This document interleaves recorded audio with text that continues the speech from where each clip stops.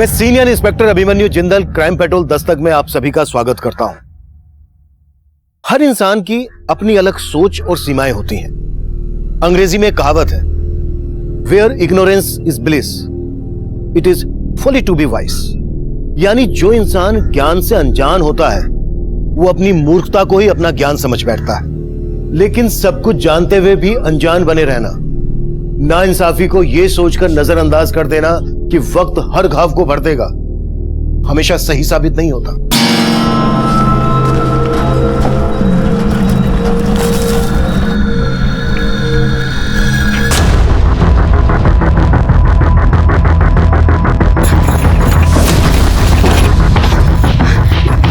भैया जल्दी करो, जल्दी करो। अरे कौन हो भाई? भैया जल्दी गाड़ी भगवा, 3-4 लोग मेरे पीछे पड़े। अच्छा जी, फिर तो सही गाड़ी में बैठी हो। शताब्दी राजधानी सबको पीछे छोड़ देंगे, नहीं तो नाम बदल देंगे। जय बजरंगबली।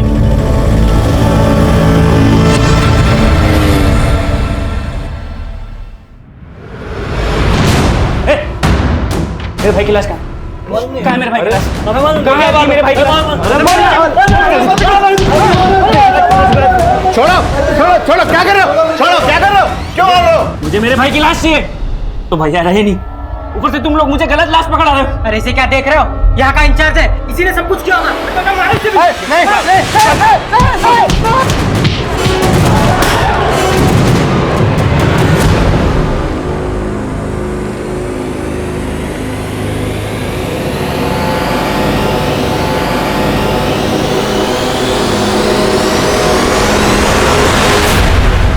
सही में गुंडा लोग ने पगलेठी होगा। बताइए, इतनी सुंदर लड़की को मारना चाहता है। अरे जिस पे जान लुटाना चाहिए उसको मारना चाहता है। बताइए, धरती पे ऐसा पगलेट मिलेगा कहीं?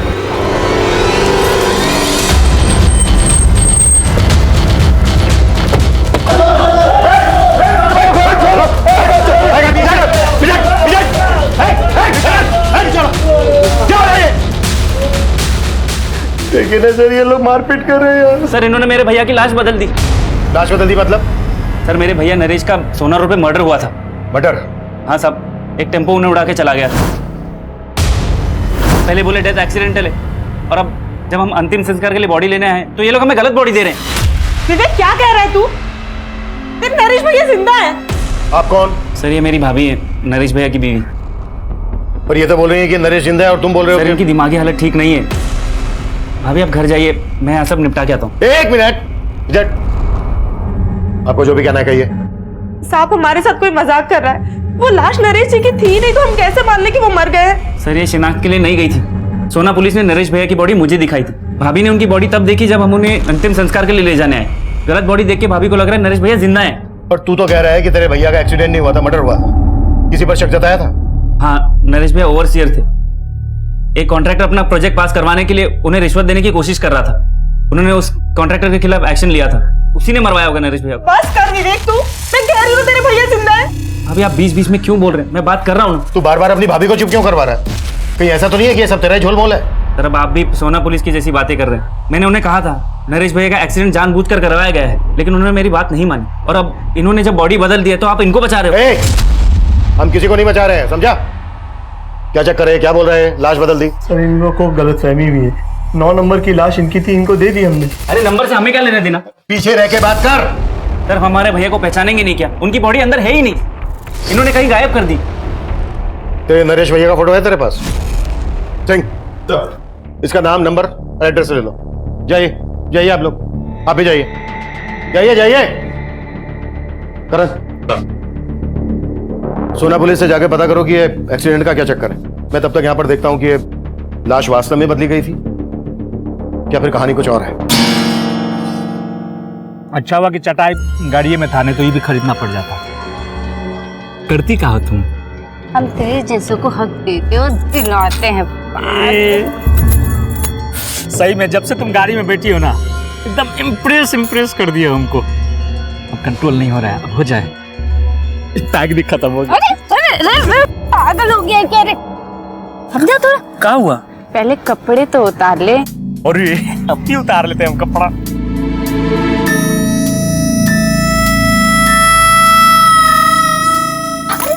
तो अब क्या हुआ? मुझे भी तो कपड़े उतारने दे। और ये तो जल्दी उतारो ना, जल्दी उतारो, जल्दी उतारो। ए, अरे कपड़ा लेके कहाँ जा रही हो?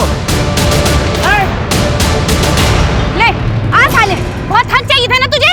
अब देखी तुझे हक, कुत्ता कमीना कहीं का। मेरी इज्जत लूटना चाहता था तू, मेरी इज्जत। लूट कहाँ रहे थे? हक तो तुम ही दे रही थी ना, हम मांगने गए थे हक। अब आ बाहर कमीना तू। ले कमीना कुत्ता कहीं का साला। साला क्वार्टर पी के चली गई है।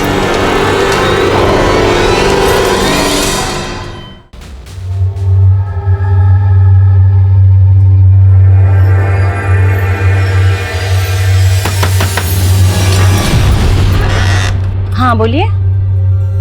कौन है तू और मेरे घर में क्या कर रही है? ये मेरा घर है। ये मेरे पति का घर है। क्या है मेरा पति? चिंटू के पापा। चिंटू के पापा जरा बाहर निकलना। चिंटू के पापा, चिंटू के पापा जरा बाहर निकलना। अरे कौन चिंटू के पापा? इधर कोई चिंटू के पापा नहीं रहता है। वही चिंटू के पापा जो तुझे यहाँ पे मेरी सौत बना के लाए। क्या है वो? बाहर निकालो उसे। क्या बकवास कर रही है? मैं बकवास कर रही हूँ? लगा ना तुझे धक्का? तुझे देखकर मुझे भी ऐसा ही धक्का लगा। क्या है चिंटू के पापा? बाहर निकाल मेरे पति को। अरे धक्का तो मैं तुझे दूंगी। चल निकल यहाँ बाहर से। निकालेगी ना तू? तुझे बाहर निकालेगी ना? मेरे पति को तो तूने संभाल लिया, ले उसके बच्चे को भी संभाल, समझी तू? अरे एक रुक, लेकर जा तेरे बच्चे को। हुआ क्या? वो तो आप बताएंगे। ये कह रही ये आपकी बीवी है और ये बच्चा आपका है। नहीं नहीं नहीं नहीं नहीं बहन जी, मैं इनकी बात नहीं कर रही थी। मैं तो अपने पति किशोर की बात कर रही थी। वो क्या है कि 6 महीने पहले मैं अपने पति के साथ यहाँ रहती थी। अब देखिए बहन जी, मुझे पता नहीं आप कौन से किशोर की बात कर रही हैं, लेकिन हम लोग यहाँ 3 महीने पहले किराए पर रहने के लिए आए हैं और हो सकता है आपके पति यहाँ पे हमसे पहले किराए पर रहते होंगे। मुझसे गलती हो गई, मुझे माफ कर दीजिए। चल चिंटू। सर मैंने सोना पुलिस से बात की थी। सोना पुलिस को जो लाश सोना रोड पे मिली थी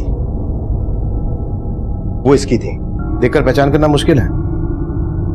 और विवेक बोल रहा है कि उसने शिनाख्त की थी। सर सोना पुलिस ने वहां के लोगों से पूछताछ की तो सामने आया कि एक्सीडेंट नरेश का ही हुआ था और वो ने एक्सीडेंट नहीं बल्कि सुसाइड लग रहा था। सुसाइड? हाँ सर, और वहां के कुछ लोगों ने भी विटनेस किया है कि नरेश ने खुद टेम्पो के आगे आकर अपनी जान दी थी।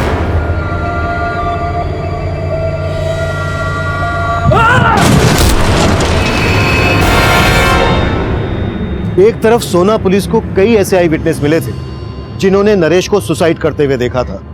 वहीं दूसरी तरफ नरेश का छोटा भाई विवेक बोल रहा था कि नरेश का मर्डर हुआ था और नरेश की पत्नी मालती का मानना था कि नरेश मरा ही नहीं, जिंदा है।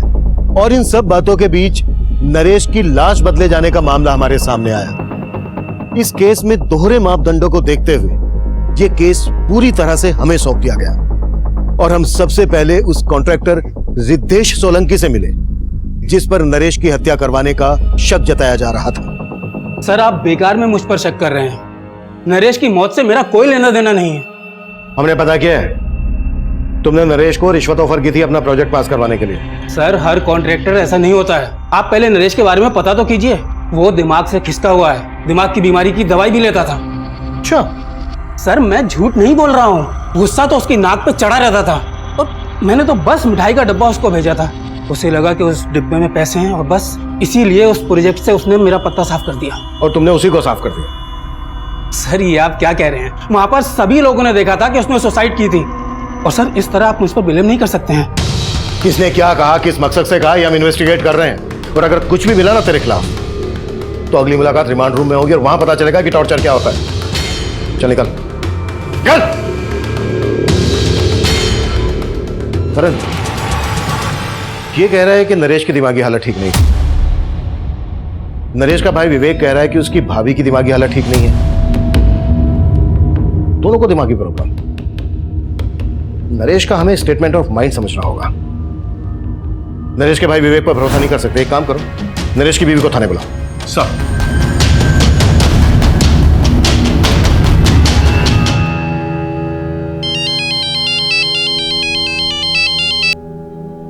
हाँ दिनेश बोलो। दी तुम अब तक गाँव नहीं आई वापस? नहीं दिनेश, जब तक किशोर जी का पता नहीं लग जाता हम गांव नहीं आएंगे वापस। अरे दीदी कोई फायदा नहीं है वहाँ रुकने का, जीजा जी अब मिलने वाले नहीं है। क्यों क्यों नहीं मिलने वाले? अरे दीदी उनने अपना पता बदल दिया और तुम्हें बताया तक नहीं। अब कैसे उन पर भरोसा कर सकती हो? मैं बोल रहा हूँ वो तुम्हें धोखा देके गायब हो गए। अब वहाँ भटकने का कोई फायदा नहीं है, चुपचाप गाँव वापस लौट आओ। देखो दिनेश, हम गांव वापस नहीं आएंगे। और वैसे भी जहाँ किशोर जी काम करते हैं उस फैक्ट्री का हमें पता चल गया। हम वहीं जा रहे हैं उनके पास। दीदी, हेलो। मम्मी मुझे भूख लग रही है।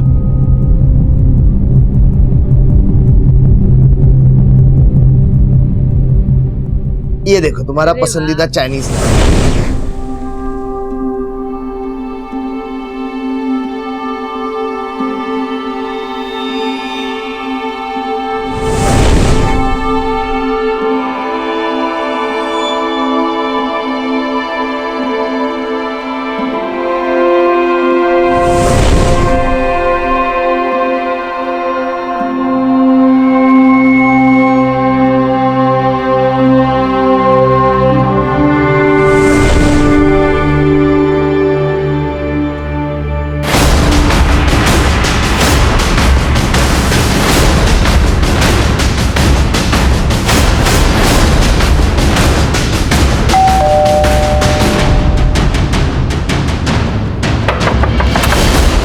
दरवाजा खोलने में इतनी देर क्यों लगा दी?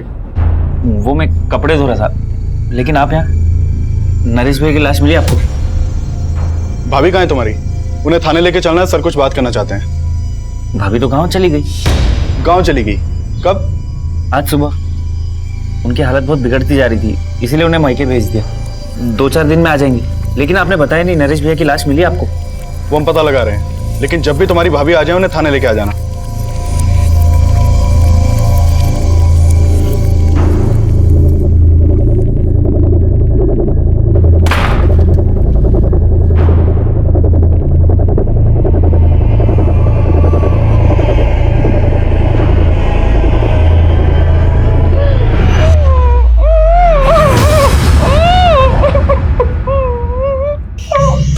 ज्यादा आवाज निकालने की कोशिश मत करो आप, वरना भैया की तरह आपके भी प्राण निकल जाएंगे।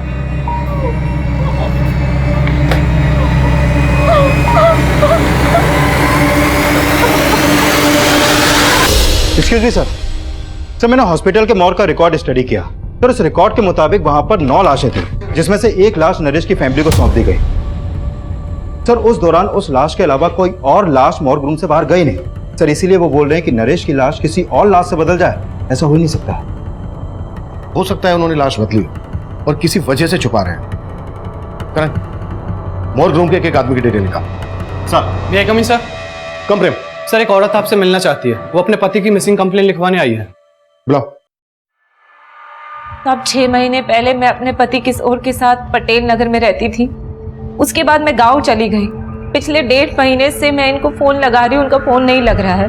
उसके बाद मैं गांव से शहर आई और अपने घर गई तो पता चला कि उन्होंने बहुत समय पहले ही मकान खाली कर दिया है। तुम कह रही हो कि तुम्हारे पति किशोर का फोन 1.5 महीने से बंद था और तुम अब आई हो हमारे पास?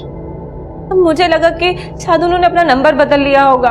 मैंने गांव से उनकी फैक्ट्री में भी फोन किया था, लेकिन कोई मुझे सही से जवाब ही नहीं दे रहा है।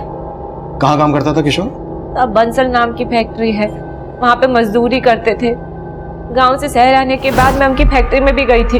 वहाँ के चौकीदार ने बोला कि किशोर जी अब यहाँ नौकरी नहीं करते। उन्होंने 6 महीने पहले ही यहाँ से नौकरी छोड़ दी थी। लेकिन साहब मुझे ना शक हो रहा है उनकी फैक्ट्री वालों पे कि वो मुझसे कुछ छिपा रहे हैं, कुछ तो झूठ बोल रहे हैं वो मुझसे।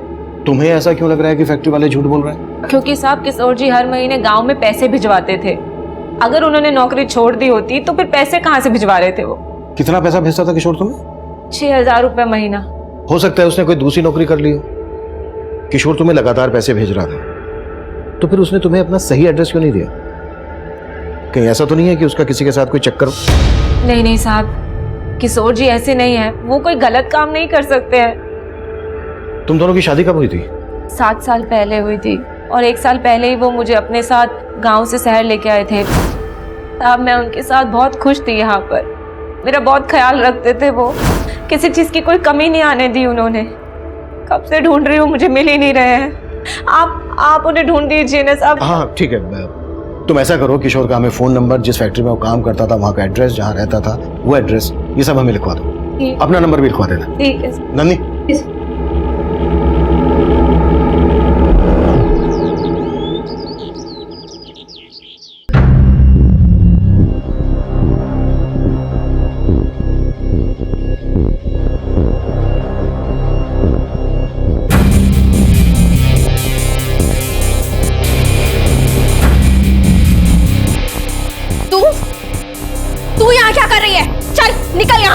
अरे कहाँ हुआ खुशबू? काय शोर मचा रही हो?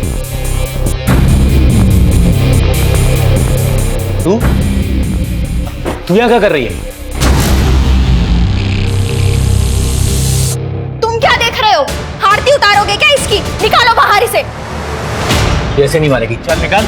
छोड़ो, छोड़ो मुझे। कहाँ लेके जा रहे हो तुम? मुझे तेरी जगह दिखाने। छोड़ो मुझे, छोड़ो। बोला ना, चल।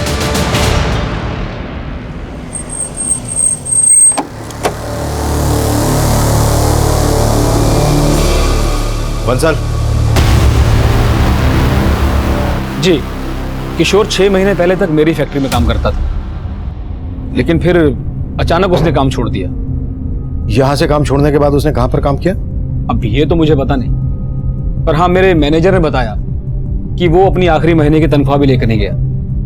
कितनी तनख्वाह थी उसकी? यही 6,000 रुपए, बाकी लेबर की तरह। 6,000 रुपए? इतने ही पैसे हर महीने वो अपनी बीवी को भेजता था, फिर अपना खर्चा कैसे चलाता होगा? तो वो बहुत जुगाड़ी आदमी था। जब वो पहले दिन मेरी फैक्ट्री में आया था ना काम करने के लिए, तो उसका पहनावा देखकर मैं मतलब हैरान हो गया था। Good morning sir. Good morning. कौन से डिपार्टमेंट से हो? सेठ जी, हम किशोर, आपका नया वर्कर, आज ही से ज्वाइन किया हूं। मैं तो सोच रहा था कि मेरे मैनेजर ने उसे किसी दूसरे डिपार्टमेंट में रखा होगा, पर बाद में पता चला कि उसे काम की काफी जरूरत थी, तो वो यहाँ मजदूरी करने को भी तैयार हो गया। और थोड़े दिनों बाद उसने मेरी फैक्ट्री के साथ साथ दूसरी फैक्ट्रीज में लेबर सप्लाई का काम भी शुरू कर दिया। यहाँ किसी के साथ उसका कोई लड़ाई झगड़ा हुआ था? जी हाँ, लड़ाई तो हुई थी। एक पाठक नाम का आदमी था जो पहले मेरी और दूसरी फैक्ट्रीज में लेबर सप्लाई का काम करता था, पर जब से ये किशोर धंधे में कूदा तो पाठक का काम बैठ गया। तूने मेरे धंधे में हाथ डाल के अच्छा नहीं किया। अपना बोरिया बिस्तर उठा के जा, वरना मैं तेरी वरना क्या कर लेगा रे? क्या कर लेगा? चल निकल यहाँ से। मैं अभी नहीं डरता तेरी धमकियों से, समझा ना? तेरी ये मजाल देख, मैं तेरे को बताता। अबे चाकू अब चला के दिखाओ कैसे चलाना है। दिखाओगे चला के? किशोर, पाठक, क्या हो रहा है पर? हाँ? सर, मैंने तो किशोर को बोला भी था कि वो पुलिस में कंप्लेन कर दे, पर उसने कोई एक्शन ही नहीं लिया। तो आपको लगता है पाठक किशोर के साथ कुछ कर सकता है? अब सर, मैं तो इसके बारे में कुछ बता नहीं सकता, ये तो आप पता कीजिए। पर सर, किशोर का इस तरह से गायब होना मुझे कुछ ठीक नहीं लग रहा है। ठीक है सर, इस बंसल की बातें भी कुछ अटपटी सी लग रही हैं। कहीं हमसे कुछ छुपा तो नहीं रहा? पता करो इसके बारे में, और फैक्ट्री के दूसरे स्टाफ से भी बात करो, और बंसल जिसका नाम ले रहा है पाठक, उससे भी मिलो। सर,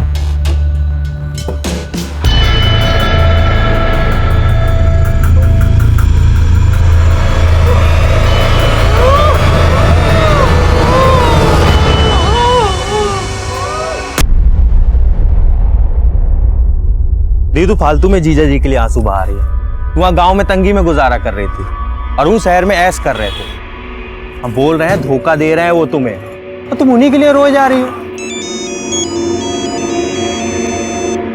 पुलिस स्टेशन से फोन है, लगता है किशोर जी के बारे में पता चल गया है।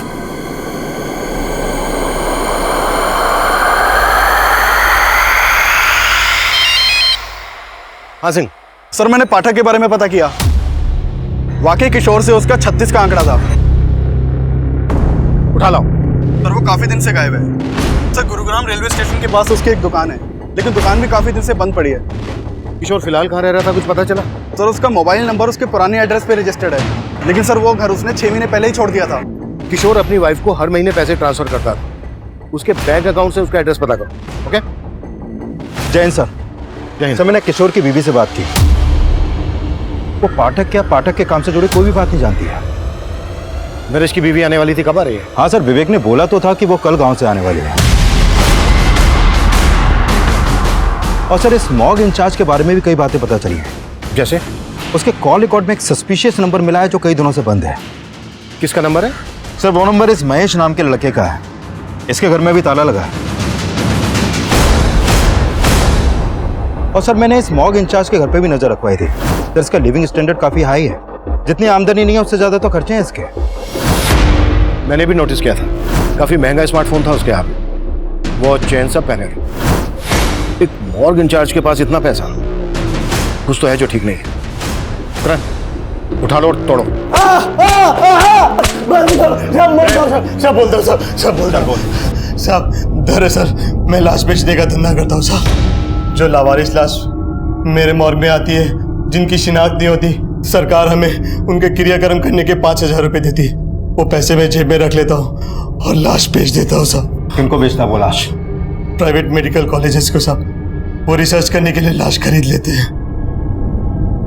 ये नरेश की लाश कहाँ है? वो गलती से मेडिकल कॉलेज चली गई, वहां दूसरी लाश जानी थी। कौन सी लाश? महेश नाम का एक लड़का है जो मुझे वो लाश सप्लाई करता है जिनका कोई रिकॉर्ड नहीं होता। कुछ दिनों पहले उसे एक लाश मिली थी जिसे मैंने 10,000 रुपए में खरीदा। महेश का मिलेगा अभी? सर वो पता नहीं, जब से उसे इन सब का पता चला है तब से वो गायब हो गया सब। हॉस्पिटल चल के वो लाश हमें दिखा अभी। और हाँ, उस मेडिकल कॉलेज का नाम क्या है?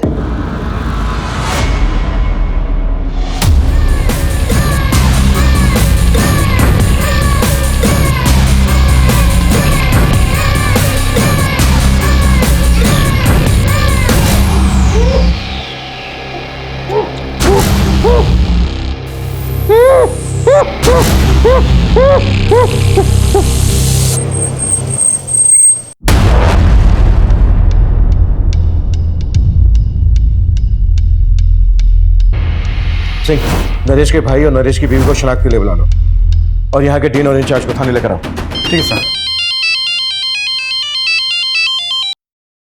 हाँ करण। सर, महेश ने जो लाश मॉर्ग इंचार्ज को दी थी मैंने उसको देखा अभी, तो मुझे लग रहा है ये लाश शायद किशोर की हो सकती है। What?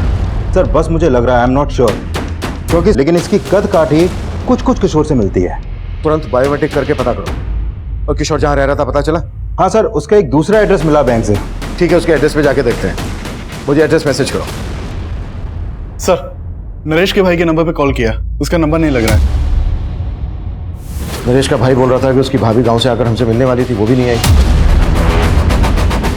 सिंह, उसके घर जाके देखो। ठीक है सर। साहब, क्या हुआ? साहब उस लड़की ने मेरा जीना हराम कर दिया। कौन लड़की? साहब उसने मेरे घर से गहने जेवर सब चुरा लिए और मुझे बांध के भाग गई। अरे वो तो ठीक है, लेकिन ये बताओ कौन है वो लड़की? वो इनकी बेटी है सर, और वो कोई नहीं, वो मैं हूं। ये रहे वो गहने जो मैंने अपने ही घर से चुराए। मैंने इनको यहाँ भागते हुए देखा तो मैं भी यहाँ आ गई, क्योंकि इससे पहले ये मेरे खिलाफ कुछ बोले तो मैं अपनी बात आपके सामने रखूं। कोई बात नहीं साहब, चोर है तू, पकड़ लो साहब इसको। भागी नहीं जा रही हूँ मैं कहीं। सर पहले आप मेरी बात सुन लीजिए, अगर फिर भी लगे कि मैं गलत हूँ तो कर देना मुझे अंदर। ठीक है, बोलो।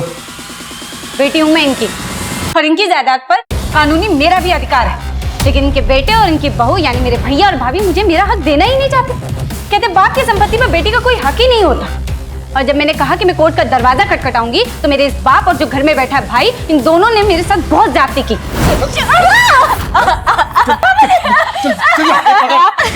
ये ना ऐसे नहीं मानेगी, रो नहीं तो मैं तेरा हाथ ही काट डालूंगी आज। और जब मैंने कोर्ट जाने की बात की तो इन लोगों ने जबरदस्ती कागज पे मेरा अंगूठा लगवा लिया। देख संध्या, तू सही नहीं कर रही है। और तुम ठीक कर रहे हो। देखो, तुम किसी से जबरदस्ती नहीं कर सकते। तुम्हारे घर का मामला है, शांति से सुलझा लो, क्योंकि अगर हमने दखल दिया ना तो बहुत दिक्कत होगी तुम्हें, समझे?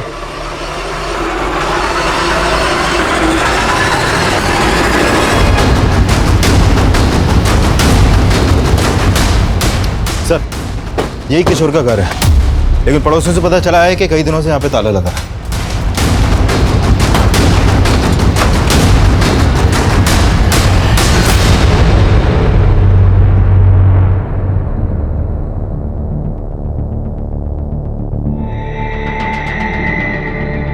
हाँ ठीक है, थैंक यू।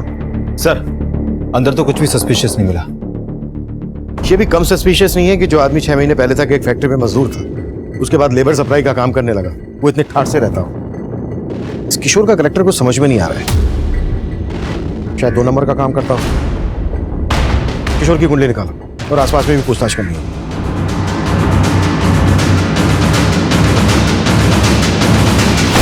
सर किशोर क्या करता था ये तो नहीं मालूम मुझे, लेकिन काफी धाकड़ आदमी था। लोग महंगी महंगी गाड़ियों से आते थे यहाँ। किशोर के साथ यहाँ कोई और भी रहता था? फिलहाल तो वो अकेला रहता है, लेकिन कुछ टाइम पहले उसकी बीबी भी यहीं रहती थी।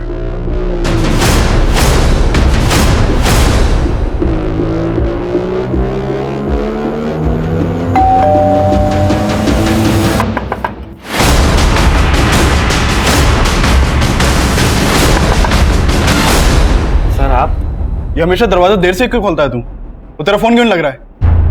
सर शायद मेरे फोन की बैटरी डाउन हो गई होगी, मैं तो सो रहा था सर। अच्छा, भाभी कहाँ है तेरी? सर गांव से आ गई क्या? सर वो भाभी तो हरिद्वार चली गई भैया के आत्मा शांति की पूजा के लिए। अच्छा, आत्म शांति की पूजा।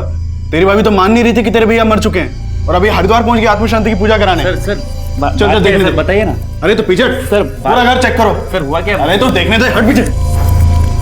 यार पीछे हट। सर कुछ नहीं है। हाँ चल चेक तो करने देना, चुप रह। साइड हो। सर कुछ नहीं है। साइड हो तो साइड हो, देखने देना।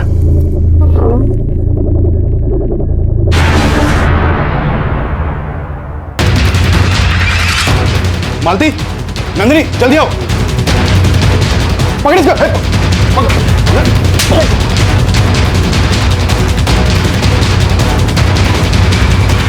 अब पकड़ो इसे, सिर्फ ने मेरे पति को मारा है।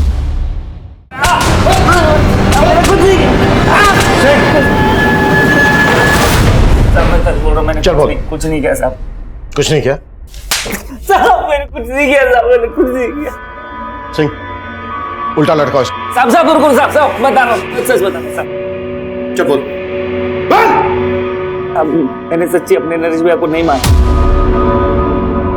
लेकिन हाँ उनकी मौत के बाद उनकी जायदाद का लालच हो गया था मुझे। लेकिन मौज वालों ने गलत बॉडी दी थी, मैं तो वो लाश लेके भी जला देता, लेकिन भाभी बोलने लगी वो लाश नरेश भैया की नहीं है। लेकिन तूने अपनी भाभी को किस मकसद से बंधक बना के रखा था? अब भाभी पहले से ही पागल थी और उस दिन के तमाशे के बाद मेरा दिमाग खराब हो गया था और खुद अकेले सारी संपत्ति का मालिक बन जाऊं। हो सकता है इसी मकसद के लिए तूने अपने भाई का एक्सीडेंट करवाया। नहीं साहब, इसमें मेरा कोई हाथ नहीं, मेरा यकीन कीजिए मैंने अपने भैया को नहीं मारा।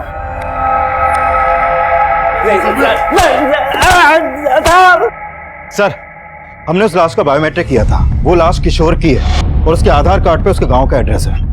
यानी अब यह कंफर्म हो गया है कि किशोर का मर्डर हुआ है और वो लाश जो महेश ने मॉर्ग इंचार्ज को दी थी वो किशोर की थी।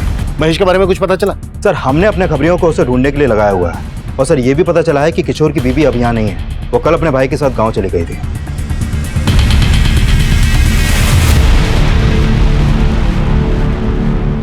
दीदी खैर जो हुआ सो हुआ, भूल जाओ। हमको तो बस एक ही बात का डर है, अगर पुलिस वालों को उन बातों का पता लगा ना तो सिर्फ हम पर नहीं आप पर भी शक करेंगे। इसीलिए हम मना किए थे मत जाओ पुलिस वालों के पास।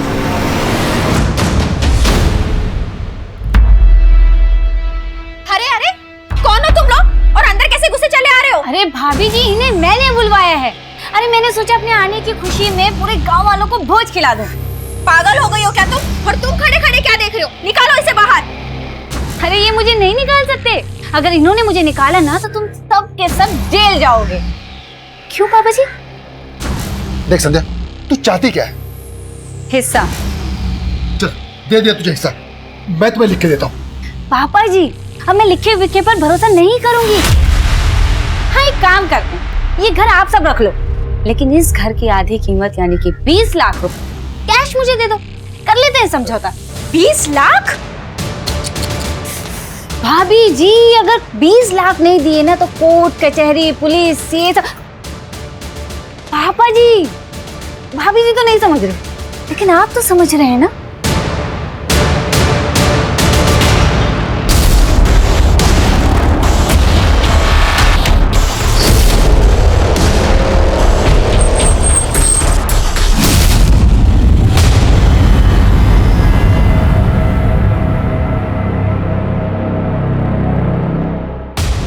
हमें तो पहले ही लग रहा था कि किशोर के साथ।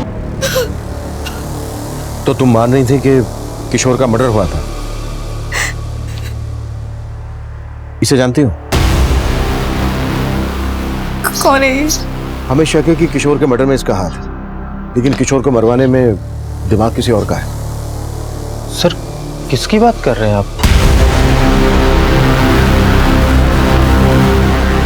हमें यह भी पता चला है कि किशोर गुरुग्राम में एक आलीशान बंगले में रह रहा था अपनी बीवी के साथ। बीवी के साथ? सर,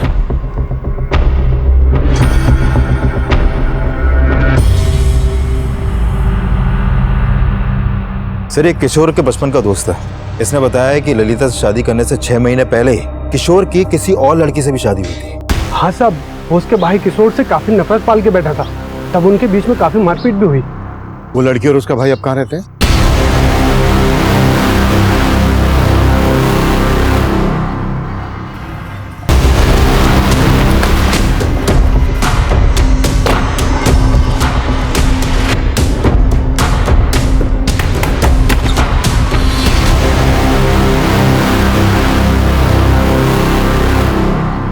दिए थे हम धमकी किशोर को। मेरी बहन से दूर रहना, मैं जान से मारेंगे देखो। ये चल। उसके बावजूद हमारी बहन को भगा ले गया। लेकिन सर इस बात को सालों बीत चुके हैं, अब ये सब क्यों पूछ रहे हैं आप? क्योंकि किशोर का मर्डर हुआ है और पता चला कि किशोर नहीं बल्कि तुम्हारी बहन संध्या उसको अपने साथ लेकर भागी थी और शहर जाकर किशोर को छोड़ के वो फिर से किसी और के साथ भाग गई।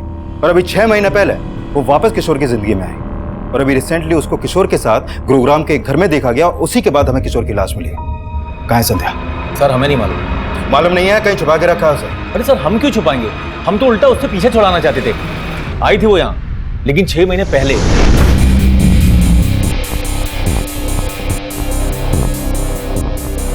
और आकर हमें ही चूना लगा गई। ये घर आप सब रख लो, लेकिन इस घर की आधी कीमत यानी कि 20 लाख रुपए कैश मुझे दे दो। ये लो। थैंक यू पापा जी। नाराज हो? कोई बात। भाभी आप मेरी नजर उतारने वाली थी ना? हाथ कीजिए। ये लो, मेरे नाम पे भोज खा लेना। संध्या यहाँ से कहाँ गई थी? जी सर हमें कुछ नहीं मालूम और हम मालूम भी नहीं करना चाहते वो कहाँ है। आपको उसके साथ जो करना है आप कीजिए।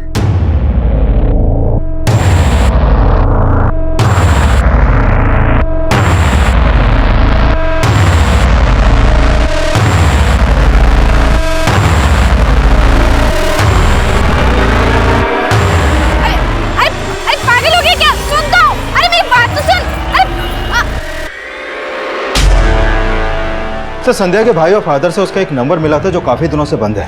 हो सकता है उसने कोई नया नंबर ले लिया हो, और अगर उसने कोई नया नंबर लिया है तो किसी ना किसी सर्विस प्रोवाइडर को उसने अपना आईडी दिया होगा।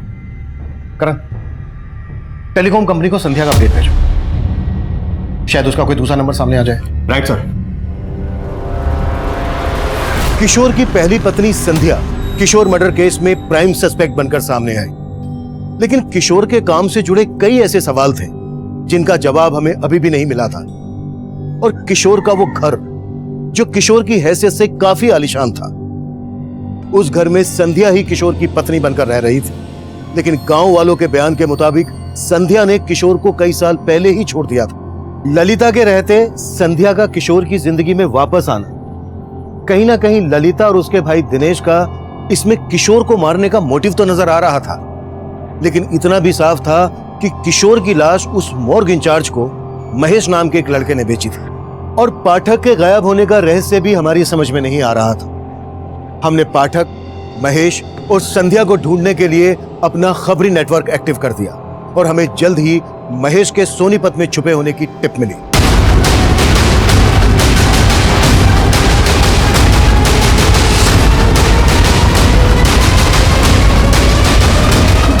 साहब मैंने कुछ नहीं किया साहब मैंने कुछ नहीं किया साहब मैंने किशोर को नहीं मारा। मैं जानता तक नहीं कि उस आदमी का नाम किशोर था। यकीन मानिए साहब, मुझे उसकी लाश मिल गई थी जो मैंने मॉर्ग इंचार्ज को भेज दी। बस। कहाँ मिली थी लाश? साहब करीब 20-25 दिन पहले एक टेम्पो वाले को लाश फेंकते हुए देखा था मैंने।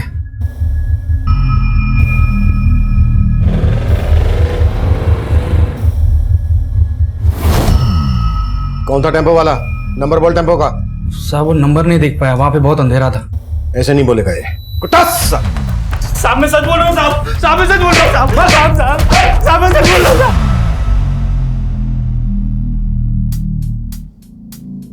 साले सब कमीने निकले। एक तो ये सच्चा मर्द निकला जिसने मुझे धोखा नहीं दिया। लेकिन तुम बहुत दी यार, साला बीच जंगल में नंगा करके भाग गई। लेकिन वापस आके तेरा घर भी तो बसाया। हाँ ठीक है, फाइल तैयार करो। ओके सर, एक मोबाइल सर्विस प्रोवाइडर ने संध्या के नाम एक नंबर अलॉट किया था। वो नंबर अभी सोनीपत में एक्टिव है।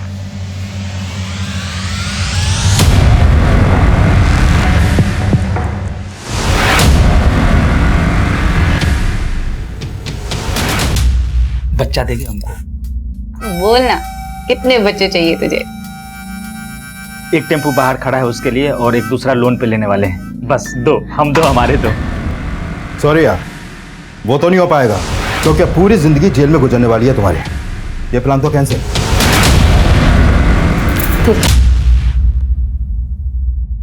मैंने किशोर को प्यार के जाल में नहीं फंसाया सर, बल्कि सच तो यही कि मैं उससे बहुत प्यार करती थी, लेकिन उसके दिल में मेरे लिए प्यार नहीं। उसके लिए मैंने अपना घर छोड़ा, उससे भागकर शादी की, और उस कमीने ने मुझे कोठे पे बेच डाला। मुझे नहीं जाना, छोड़ जिंदगी बर्बाद कर दी। छोड़, मुझे नहीं जाना, मुझे नहीं जाना। पूरे 7 साल नरक की जिंदगी जी है मैंने सर। फिर 6 महीने पहले मैं किसी तरह वहां से भाग निकली।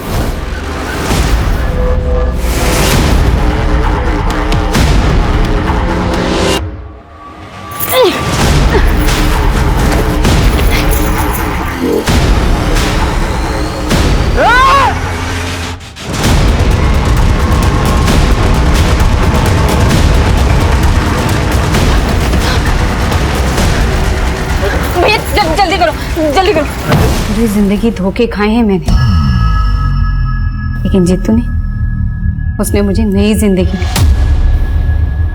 उन लोगों से भागकर सालों बाद मैं अपने घर लौटी थी, और मेरे घर वालों उन्हें जानवरों की तरह मुझे घर से निकाल दिया। लेकिन मैं भी उनसे अपना हक लेके ही मानी। लेकिन पिछले 6 महीने से तुम गुरुग्राम में किशोर के साथ उसके घर में रह रही थी। उसकी जिंदगी में फिर से एंट्री मारी, उसे बदला लेने के लिए उसे मार डाला। मैंने उसे नहीं मारा है सर। हाँ, मैंने उसकी जिंदगी में एंट्री ली, बदला भी लिया। उसने मुझे बेचा था, मैंने भी उस कमीने को 10 लाख में बेच डाला। बेच डाला? किसे बेच डाला? हाँ, मैं उससे बदला लेना चाहती थी, इसीलिए झूठ के सहारे मैंने उसकी जिंदगी में एंट्री मारी।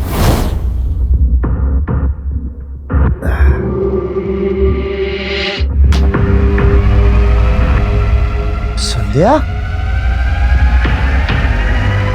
भैया क्या कर रही है? तूने मेरी किस्मत बिगाड़ी थी ना, लेकिन मैं तेरी किस्मत संवार सकती हूँ। अच्छा? बोला उससे पति मत बन, डल्ला बन जा मेरा। और लालची इंसान तो गधे को भी बाप बना लेता है। फिर उसने तो मुझे झूठी मलिका बना ली। अपने बाबू लोगों को खुश करने के लिए मेरे साथ सुलाने लगा।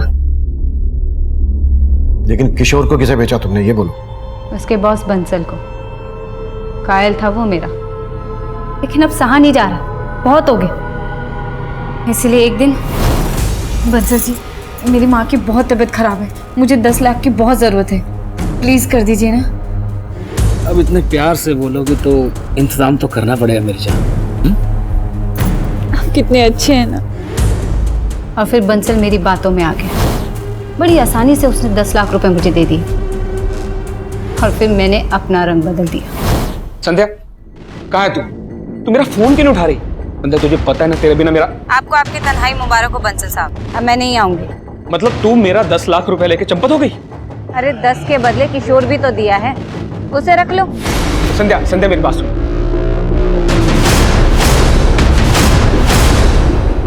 फिर मुझे नहीं पता कि किशोर के साथ बंसल ने क्या किया।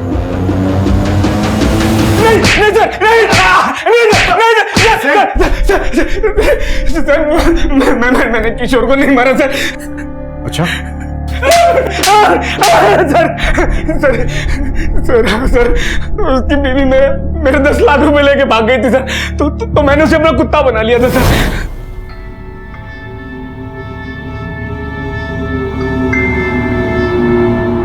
पर एक दिन उसने भागने की कोशिश की सर।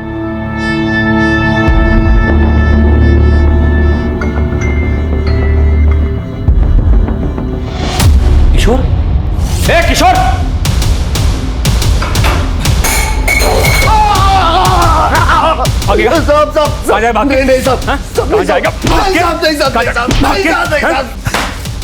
पड़ा रहा रात पर यहीं पर।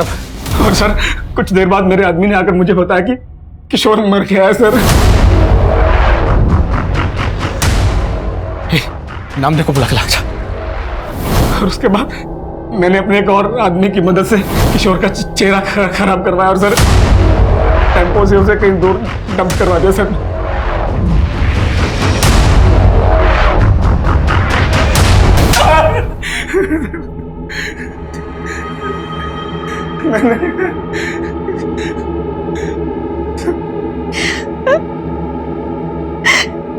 किशोर जी, मेरे साथ भी यही सब करते थे। मुझे अपने दोस्त के साथ सुलाते थे।